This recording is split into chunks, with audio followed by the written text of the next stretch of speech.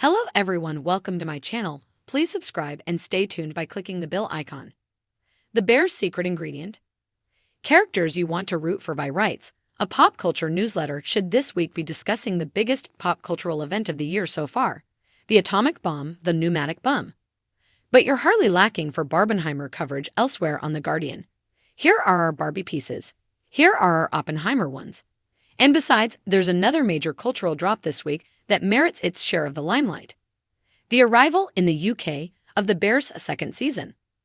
Of course, some might argue that The Bear has had its share of the limelight already. Its first series was The Guardian's TV show of 2022, after all.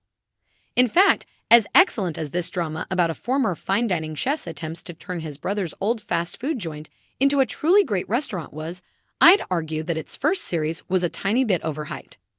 For all its propulsive qualities, there was always a nagging feeling that it might only have one speed. Full-on, 5-alarm freakout. This second series, which released in full on Disney Plus this week, however, fully deserves all the praise it received in the month or so since it was released in the US. This time around, the original beef sandwich shop of Series 1 is getting ready to become cutting-edge dining establishment The Bear, so the entire focus of this second series is on all the work that goes into getting a restaurant ready for its grand reopening. That might not sound as exciting as the weekly mad scramble to keep the beef afloat in Series 1, but in reality it makes for a deeper, richer program. Showrunner Christopher Storer has recognized that there are times when a drama needs to be on a gentle searing rather than a full flambe. So there are changes of pace and departures from the cramped confines of Season 1. A beautiful, calm episode set in Copenhagen, where pastry chef Marcus has been sent to hone his talents. A lovely, meandering ep where head chef Jeremy Allen White, briefly experiences a life outside of relentlessly shouting "service please" at underlings for 18 hours a day, and a standout installment where Richie, Carmi's cousin and general on-site screw-up, Ebon Moss-Bachrach, gets an education at a gleaming, whisper-quiet Michelin-star restaurant. Which isn't to say the show isn't afraid to get the blowtorch out when required. There's its much-discussed 6th episode, which you should know as little about before watching as possible, other than that it will make you reconsider a big family Christmas get-together this year. And of course, as the reopening date looms and the pressure builds towards the end of the series, that feeling of panic and dread from Season 1's most uncomfortable moments returns with a vengeance. Watching those compelling, cringe-inducing scenes, I realized how much The Bear causes you to care for, even root for, its characters, and what a rare sensation that is in prestige TV. For the last 2 decades, the standout shows of the moment have tended to present audiences with characters whose behavior makes rooting for them extremely challenging. This has been the age of the antihero, where behavior has been uniformly toxic, even if the level of toxicity, from everyday bullying and womanizing to running a murderous drug cartel, has been variable. The skill of series from The Sopranos and Mad Men to Succession has been in convincing us that we want to follow these characters' journeys. But there are limits to our attachment to them.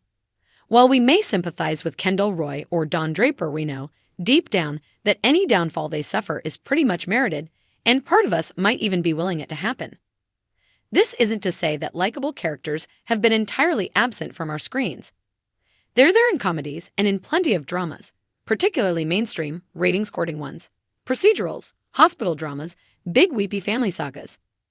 But the series that have shaped these last 20 years of TV, that have been critically acclaimed, have hoovered up all the awards, have undoubtedly tended towards the anti-heroic.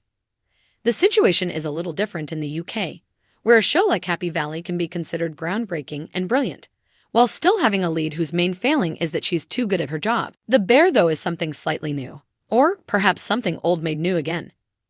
Its characters, while sometimes desperately flawed, selfish, unthinking, cruel to one another, do want something better for themselves and the fledgling restaurant they are building. Where the underlying message of many of those Golden Age shows was essentially that people and institutions are incapable of change, trapped in enervating cycles of harm, The Bear's characters strive for self-improvement. And, slowly, incrementally, in a 2 steps forward, 1 step back sense, achieve it. That isn't a terribly in vogue sentiment.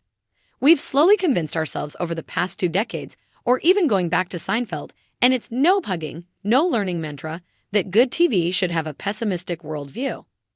People don't change, a better world isn't possible, things can only get worse. In this context, Personal growth seems easy and a little cheap, the sort of thing you'd expect from an 80s action movie montage, not from of-the-moment prestige telly. If you liked the video, don't forget to like, comment, and share.